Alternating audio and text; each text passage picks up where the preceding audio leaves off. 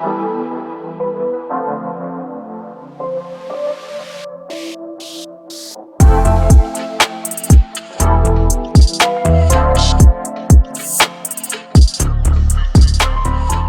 right, so what's good, everyone? Welcome to another episode of the Through It All podcast. I'm super excited to flow on this one with our special guest today, Jelani Williams. He just finished up his 5th season playing hoops at the University of Pennsylvania and has developed a bunch of wisdom through those 5 years at school. So, Jelani, man, how you doing today, bro? I'm doing great, man. Thanks for having me. I actually just finished up workout, playing pickup with the guys up here, so just getting back into the swing of things after the season. Yes, sir. Well, thank you for your time, man. So just to kind of give you a little background, so I saw my dad sent me the post about you that SportsCenter ESPN did, and I saw it. I was like, dude, this is incredible, bro. Like, it's so like hearing what you went through is inspiring, and it means like a lot to me. So like, I'm super pumped to have you on here. And I just kind of want to roll through just your story and kind of the path you took. So just for the people out there listening, you went 1,789 days without playing a collegiate basketball game. So your first official game back from high school was November 10, 2021. So just kind of hearing that and all that stuff that happened in between then, what emotions kind of float up for you on that? Man, that's still crazy to hear every time, somebody says it. It was, for me, felt like 20 years. Obviously it's about 5 years, but every day was tough. Every day, there were some good days. Obviously, there's a lot of bad days and a lot of downtime where, as an athlete, it sucks to not be able to play, for just one day, whether it's, you being sick and having to watch practice, or you twist an ankle and, you miss a week here, a week there. But, to have a string of major injuries where not only can you not play and compete, but you can't even do the normal stuff that you're accustomed to, whether it be shooting, cutting, dribbling, jumping, running, just the grind of being an athlete every day was something that I was missing for such a long time. And, to go that 1,700, almost 1,800 days without playing, it's still crazy to me. It's still, hearing people reach out to me and talk to me about, what my story means to them is still like surreal to me because, for a long time it was just, me and my physical therapist and my therapist and my support system kind of going through all of that stuff. But no, it's definitely great to finally be back and have a season under my belt. I played healthy for the most part this year. And so just grateful to have, an opportunity to be back on the court and to continue my career somewhere. That's deep, man. I mean, just hearing you talk about it is cool. And the fact that you're on now is respect. So I just kind of want to take it back to like your first injury. I didn't touch on like exactly what happened and why you didn't get to play, but you had 3 ACL injuries and then the COVID year, so they shut down the conference, right? So that's what took you out. Okay, so let's backtrack. Let's go to the first injury. I was just reading that little article that they had, and it said like you were playing in a holiday tournament and you suffered your first ACL in the left knee. So if you remember that moment, what are you thinking? How does Jelani respond to that? Yeah, so it was actually like after that holiday tournament, my senior year, we took a couple of days off of practice because we guys are taking family vacations and stuff for winter break going wherever. And I remember I didn't really take a break. I came back and got individual workouts in with my coach for that couple of days after our game, and then we had our first team practice. All getting back into the swing of things. I think it was the day after Christmas. This was 2016. Wow, that's a long time ago. But yeah, 2016, day after Christmas, and I'm going up to catch a pass. One of my teammates threw a lob, and I'm going up to catch it. I came down with it because I couldn't finish it while I was up there. And on impact, basically on the landing, I felt my left knee buckle. And to be honest, that was like my first major injury. So I didn't really know like what to expect. I kind of came down. I felt the pop. I just like started yelling. I was like screaming. I didn't really know what was going on. I grabbed my knee. Right. I'm rolling around, but then it's weird. Like after your first ACL, or after an ACL injury, you're actually good to like walk around and like move and like bend your knees and stuff like that after about 15 minutes.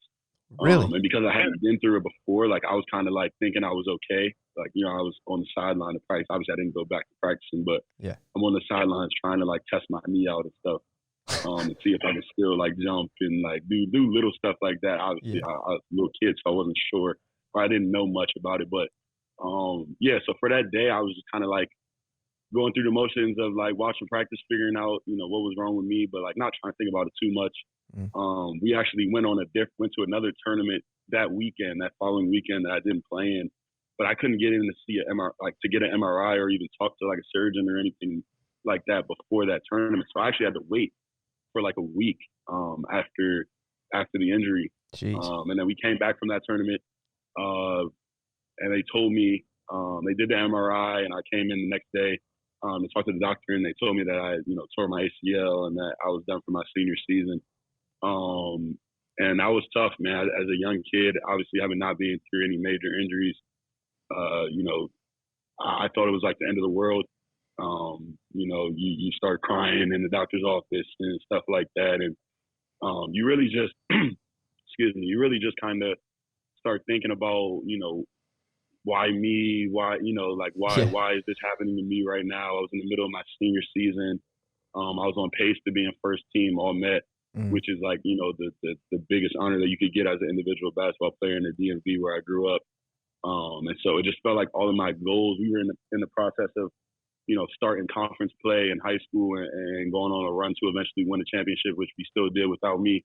But I just felt like all the goals and everything that I worked up to for that year was kind of like out the window once I got that news. And so for me as a young kid, that was really tough. And you know, I did what I could to kind of support my teammates and stuff like that. But you know, just going into that whole recovery process, it was definitely tough for me at a young age.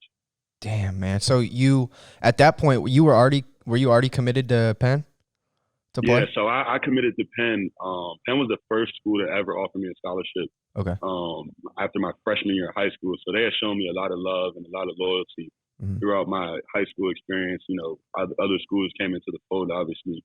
I think when I committed right before my senior year started, I had like 20 offers, and I was deciding between like 6 or 7 schools, and Penn just felt right. But yeah, I had already committed to Penn at that point when I got the first surgery. Kind of looking back on that injury, how would you say like you handled your emotions mentally? Like when you were going with the stuff like, why me? Why does this happen to me? I'm missing out on all this stuff. Like, where was your like state of consciousness at that age to kind of recognize those things as like, I don't know, like have a perspective on it, I guess, if that kind of makes sense. Yeah, it's weird looking back on it. You know, and later on in the story, I ended up getting, you know, therapy and stuff like that, where I was able to kind of work through all my emotions. But as a young kid, like I wasn't really. I've always been kind of like a people pleaser. That's something I learned about myself. And I didn't show like those emotions where I felt like I was hurting and I was really struggling with, you know, not being able to play and practice and compete with my teammates. But on the outside, all you saw was like, you know, me being supportive of them, Mm. trying to make sure that I was around the team as much as possible. Still doing my physical therapy and stuff, but like when I was at practice, I was doing my best to be engaged and, you know, trying to coach from the sidelines. I felt like as a senior captain, our team had invested so much into that season. And so like for me, it was like there was really no time to kind of sulk and process all my emotions. So I kind of just, you know, pushed it to the back burner, and, you know, worked on what I could, which was, you know, me getting back healthy, but also, you know, investing what I could into the team and trying to make sure that we achieved our goal at the end of the season, which was winning the championship. Mm. And how was that like transitioning into the after high school into the spring summer and then to sitting out that first year at Penn? Like, what was your kind of biggest takeaway? Yeah, so I actually redshirted my freshman year. Mm-hmm. I was cleared to play about halfway through my freshman season, so like January of 2018, I believe. Yeah, 2018. And we had a really good team. We ended up going to March Madness that year, actually. And we had a lot of veteran guys, a lot of guards. And me, you know, coming back from my injury, I could have tried to play, but I just felt like, it wouldn't be the best situation for me and also for the team. I just felt like it made more sense for me to kind of redshirt the year, learn as much as I could about the system. College basketball, making that adjustment is way different from high school. So for me, it was about learning as much as I could from not only coach but also the older guys on the team. I was able to get practice squad reps and really learn the offense and like learn, how guys are playing, how to make the adjustment to defending on the college level, which was probably the biggest adjustment for me, and kind of figuring out where I fit on this team. And so my freshman year was great for me, man. I learned a lot. I saw a lot from, the older guys that were on the team. And so my main focus was to just give what I could to the team so that we could win a championship, which we did, and just learn as much as possible so that when my opportunity came, I was ready.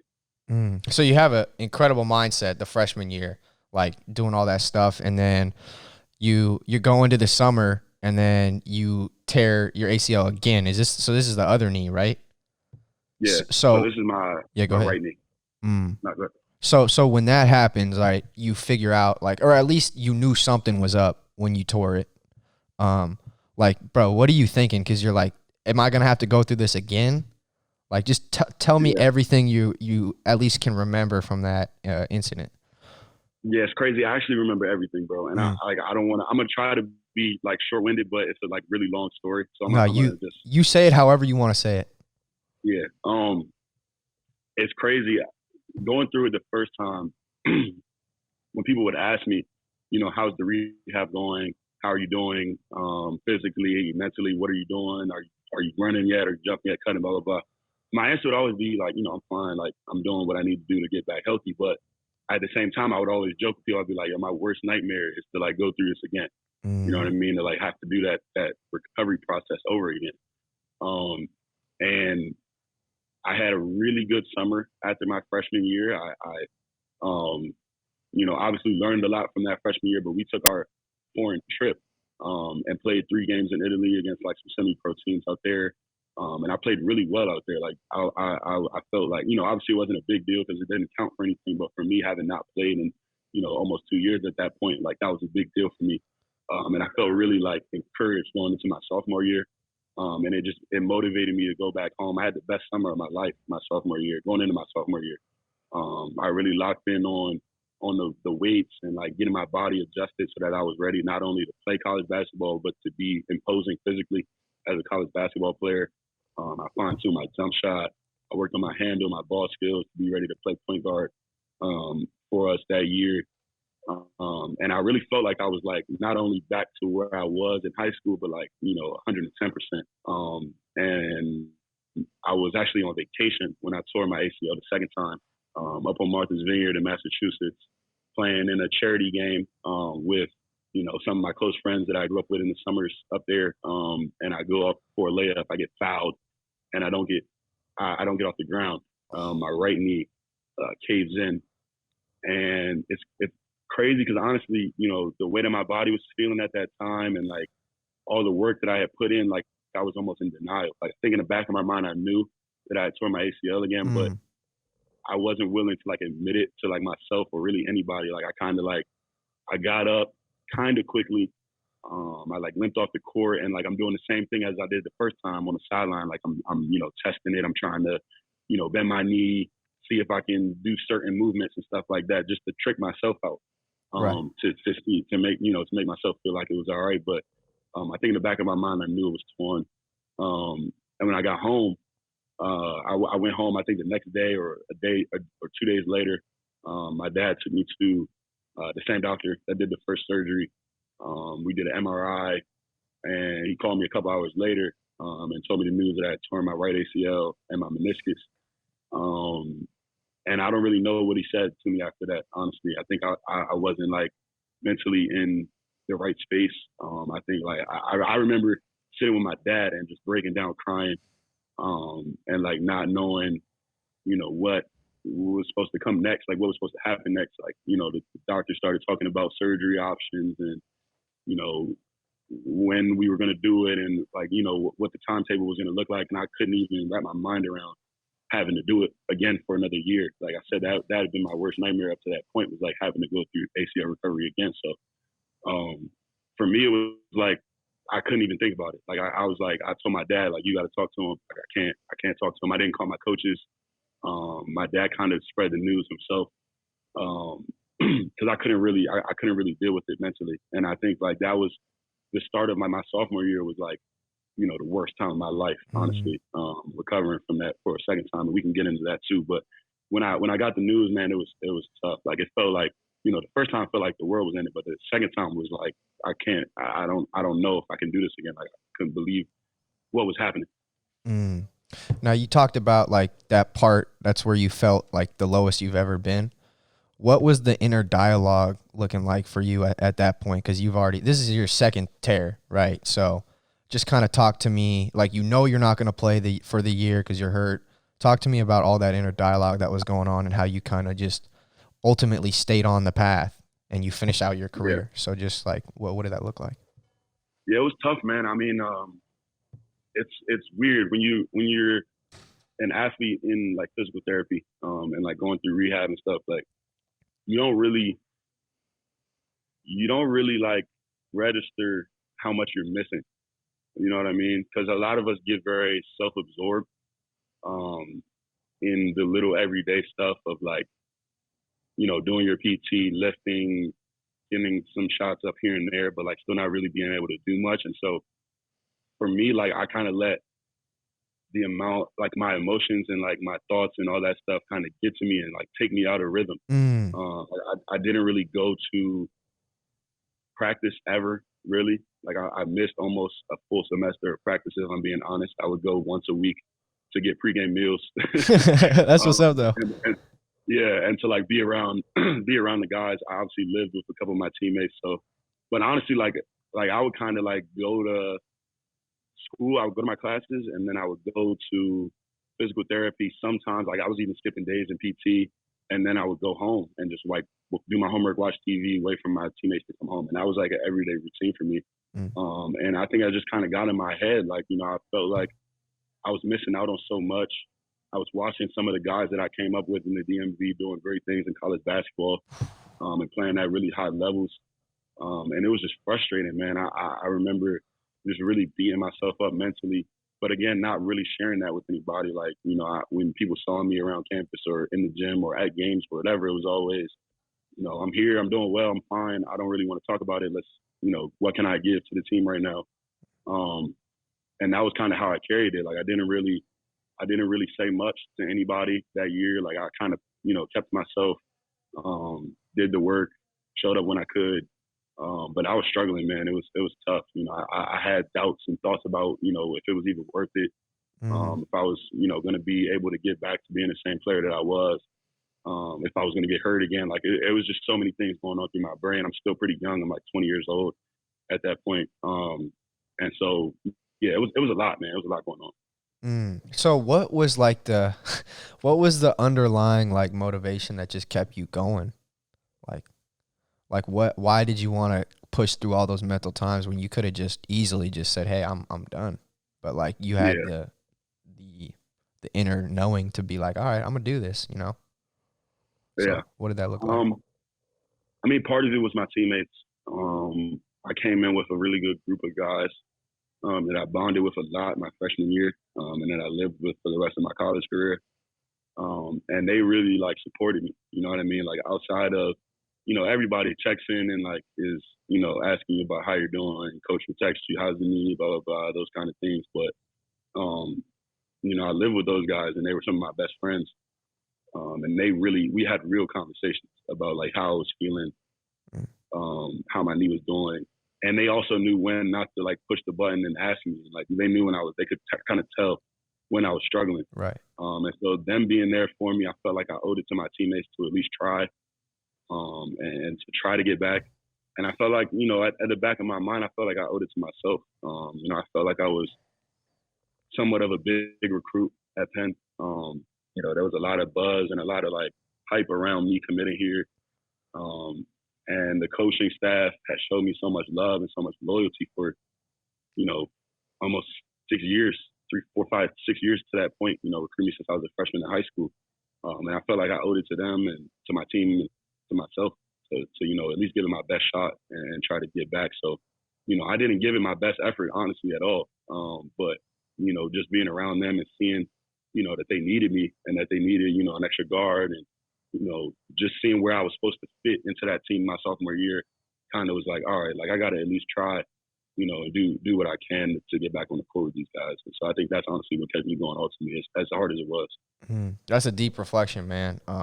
Just the fact that you stayed, bro, through that time speaks a lot of volumes, and it's just that's awesome, man. Just to see it play out how it did, you know what I mean, and you get to play, bro. We'll get into that later, but that's dope, bro. So that was 2, and May 2019.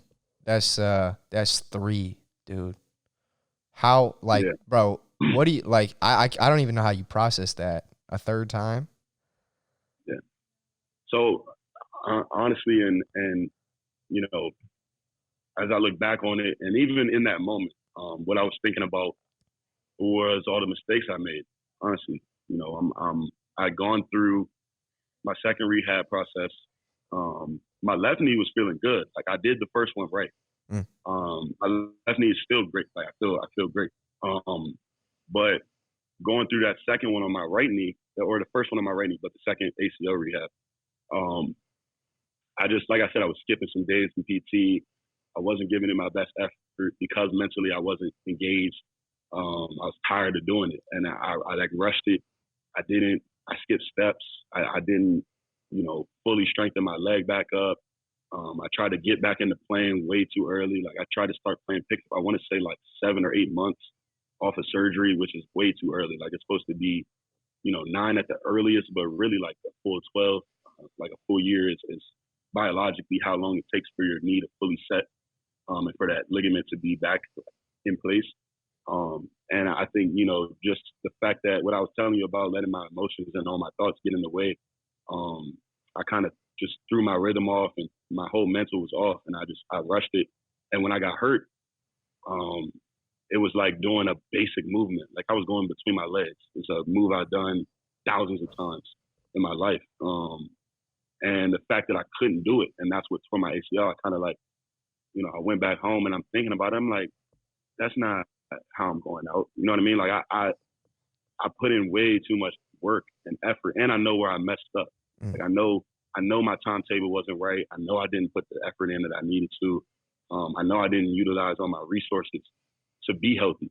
And that's kind of what happens when you don't put the work in. That's something that I learned through all this. When you don't put the work into anything, like you're not going to get the results. And so honestly, I was mad at myself. I was like, I couldn't expect to, be healthy after that second one, after, half-assing the second rehab, for lack of a better word. And so with the third one, I kind of like went home and I was like, look, man, like I called my parents. I was like, I don't know exactly what I want to do yet. But I want to come home and like talk about it, maybe switch therapists, like switch physical therapists, and figure out, what the best method would be for me to get back healthy if that's what I want to do. I left Penn the next day. I was already out for the school year. I was planning on staying there all summer to work out and get ready for the season, but obviously I wasn't going to be able to play. So I went home like immediately. I talked to the coach. I was like, look, I want to go home and figure out, what my next step is. I ended up taking the fall semester off that following year. So what was my junior year, I took the fall semester off.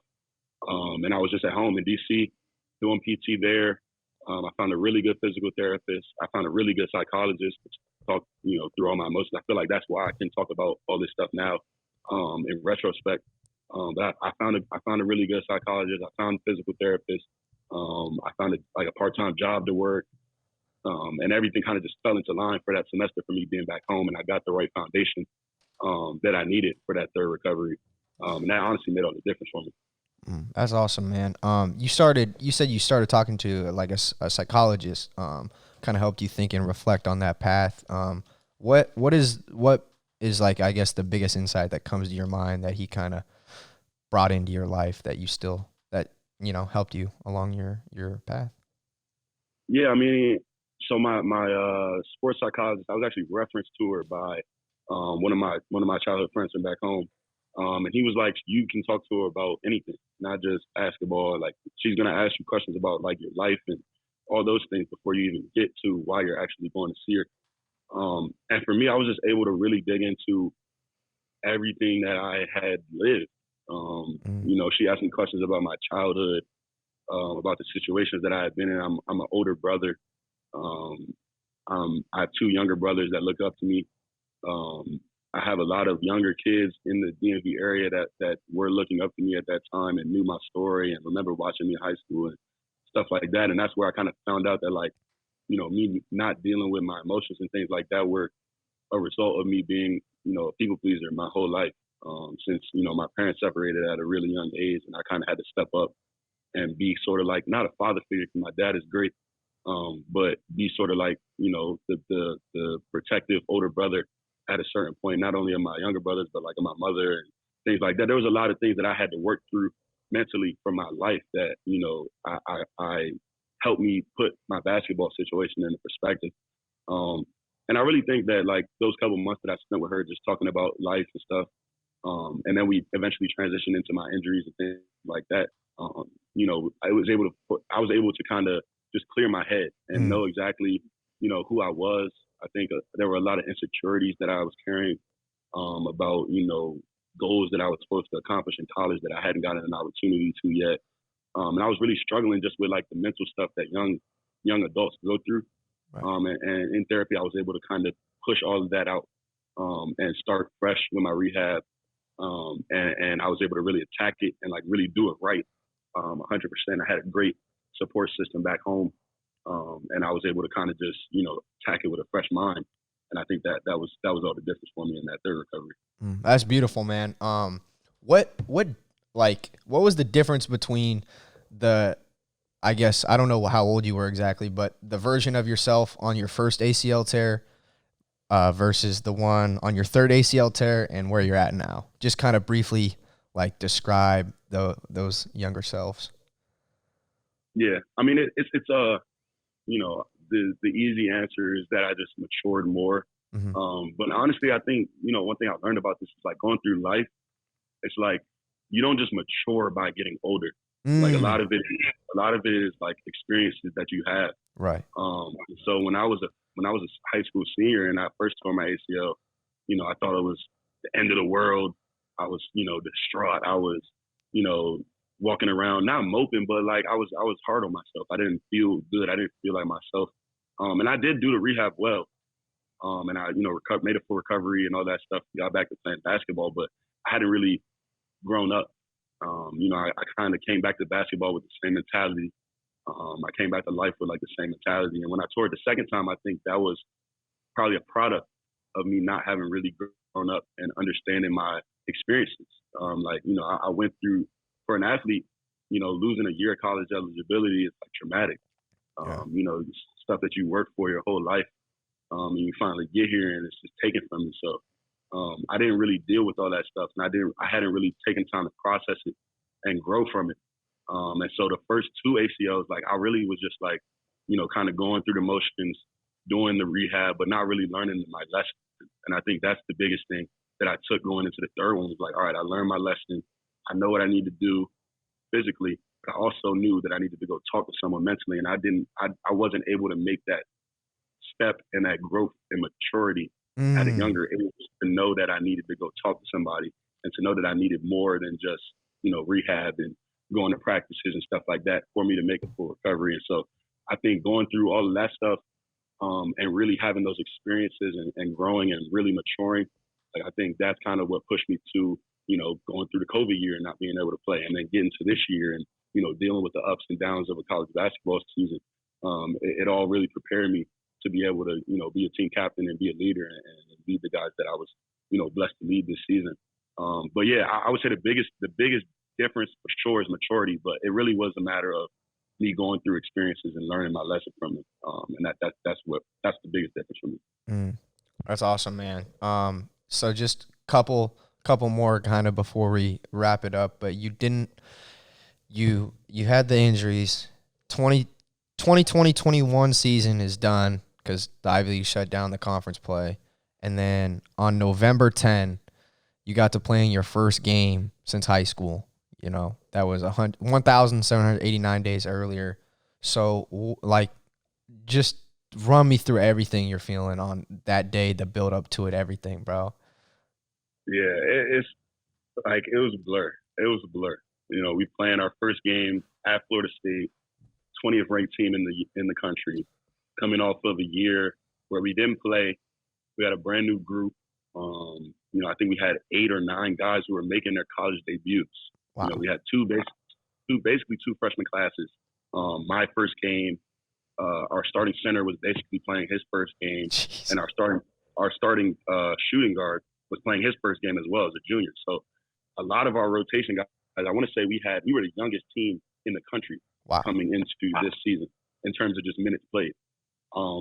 And you know, for me, it was just a lot of like, you know, obviously like angst, and like nervousness, just, you know, something that I waited for so long, and that we had waited for, you know, a year plus at that point. And I think a lot of it was like, you know, just wondering how I was going to go, how I was going to play. And honestly, they, when they called me out for the starting lineups and I like, you know, shook hands and saw my dad and my little brother and my aunt, sitting behind the bench, it was like from there, like I literally do not remember the game. Like in all honesty, like I That's I like awesome. I remember the first couple minutes. I remember the first half we played them pretty well, and then they ended up stretching it out and blowing us out in the second half.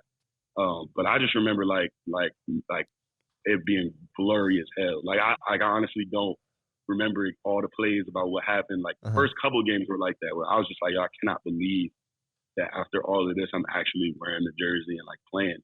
Like that was it was surreal to me. It's like the fact that this season happened is surreal to me. Like it's still crazy.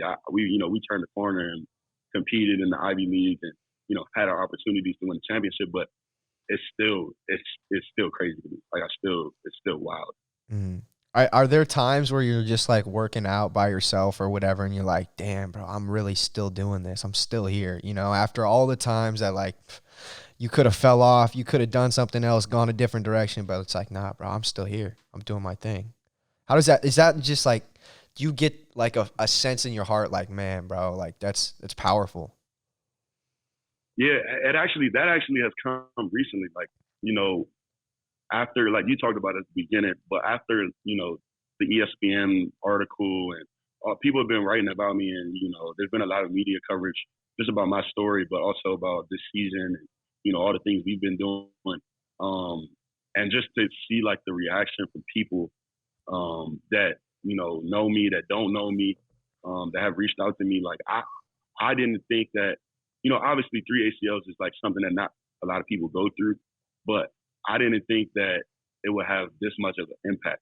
Mm. And I think like that, for me to see kind of the impact and the people reaching out to me and like, yo, like this kid reached out to me like, yo, you like just reading about you and listening to the other podcast stuff that you've done, like changed my life. And I'm like what? Like this is just basketball stuff. Like, you know what I Yeah. mean? Like this is just my personal story. Everybody has a story. And so, you know, there are times where I kind of sit back and reflect and I'm like, you know, I came so far, and I'm very proud of that. Um, well, at the same time, it's like it's so still crazy. Like I still feel like I'm in the middle of it. Yeah. You know, I have 2 more years of eligibility, and, you know, God willing, I can play after that. But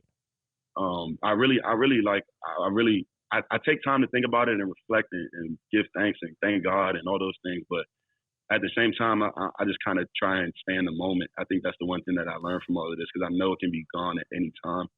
And so I try to stay in the moment and have gratitude and things like that. But yeah, it's definitely crazy to kind of, you know, sometimes I'm picking up the basketball and I'm like thankful that I'm even aching. You know what I mean? Like Yeah. Yeah. Yeah. Yeah. sometimes you go through a workout and you're sore after, and you're like, damn, like I missed being sore. And that's crazy. But, you know, when you're not sore for 3 years, four Right. years, you know, it's, it's one of those little things that you take appreciation in. And so like I've been super thankful for just even being able to play, you know, and practice every day. Mm. Awesome, man. And then kind of just the last one I'd like to wrap up before we get into like the rapid fire round at the end. What is the words, because this is the name of the podcast, through it all mean to you? Oh man, let me think about that for a second. Yeah, bro, take your time. Hmm. I think, you know, through it all obviously has a lot to do with your journey, and the things that you go through. Um, but I think, a lot of people concern or like confuse a journey with like the results, and like what you get out of it, what Mm. you get out of going through it all. Um, for me, over my couple years of injuries and things like that, like, sometimes it doesn't work out in your favor. You know what I mean? Sometimes the results that you thought you were going to get from that journey and going through it all doesn't happen. And so a lot of times, like, now when I'm faced with adversity or when I'm going through something, like, for me, it's about, picking up the lessons. What can you learn from everything that happens to you? What can you learn from each day? What can you learn from each person that you come into account, that you encounter while you're going through it all? You know what I mean? I think those are the things that are often overlooked when you talk about people going through journeys and, going through hardship, the ups, the downs, everything. Like, a lot of people look at it and say, oh, he went through all of this and, he got an ESPN article, or he Yeah. won some games, or he scored 20 this night or something like that. But it's really not about that. It's really about, what you learned from yourself, how it changed you as a person, how it's allowed you to then affect others and help others. And I think, going through something like what I went through, I think that's the biggest thing that I took from it, is just taking every lesson for what it is and continuing to apply that to my life. Beautiful insight, dude. That was incredible. Thank you. First off, just for being honest and sharing like your story, because like, bro, not to be like weird or anything, but I was reading the article and I was like, bro, I was tearing up like reading that shit, and it was because it was like it spoke to me. Like, I've never talked to you before or whatever, but I was just like, man, bro, 5 years in the making, or however. I mean, really, it's your whole life, but like all the adversity that hit you was like, dude, that's just the fact that you're still going is amazing. But yeah, so we're just gonna finish up with like 3 questions at the end, just random ones. So first one, favorite place to get pizza. Place to get pizza. Yeah. Lito's Pizza. It's like a DMV thing. Okay. I think they've branched out, but Lito's is the spot for me. All right. Definitely. Bet. All right. Number 2, if you could have lunch with anyone, past or present, who would you sit with and what would you get? You can pick 2 people. Oh, that's a tough one. Kobe Bryant. That's my all-time favorite basketball player. One of my muses, not to play on his documentary. But yeah, Kobe Bryant and I think Jay-Z. I think Jay-Z would be my second one. I think I just respect everything he's been able to do, in his life, not just in music. A lot of times people that look like him or, come from where he comes from is like pigeonholed into just being a rapper or, just being an entertainer or something like that. And he's been able to do a lot more. And that inspires me to kind of, step out of the realm of being just a basketball player. So I think Jay-Z, I would like to pick his brain as well.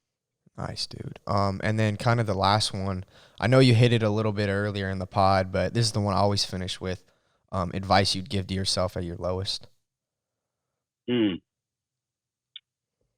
Advice that I would give. Can I get 2? You can give as many as you want. First thing is, and I took this from somebody actually who said this to me when I was pretty low, is that your worst days only last 24 hours. Yeah. That was a big one for me. So it's like, regardless of, whether the day was going good, whether it was going bad, whether it's the worst day of my life, like at midnight, the day is over and, it's a new opportunity. And then the other one would be, it's okay to go to therapy. It's okay to go, talk to somebody. Like that's not weakness. Mm-hmm. That's strength for in my opinion, is to go talk to somebody and really deal with, some of the hardest things that people can deal with, which is, what they're thinking about, what's going on inside. I think, that would be my advice. Like, it's okay to like say that you need help and go get that help. That's awesome, man. I mean, especially like where we're at now, I think that's great advice. The fact that you're able to admit that and just say, bro, like this has helped me so much on my path. So yeah, man. I mean, that wraps it up, and just so grateful for your time today, dude. Like this was so much, meant a lot to me, man. So thank you, bro. Definitely. I appreciate it.